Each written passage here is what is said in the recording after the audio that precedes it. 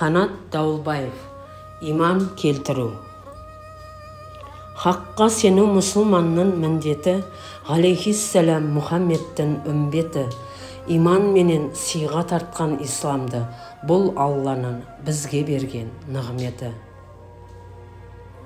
Ұғынарсың болсаң егер байыпты, мадақ айту бір Аллаға лайықты, бұйрығына бойын сұну парызың, иман келтір, көрмей сезбей қайыпты. Нәпсіге еріп бой алдырма күмәнға, жасаушы да алушы да бір Алла, сенім артып Расул Алла ізімен, иман келтір, Құдай сөзі Құранға. Момын болсаң парасатты білікті, ойдан шығар күпірлікті, күдікті, жүрегіңе нұр құйылар күмәнсіз, ұялатсаң сенім менен үмітті.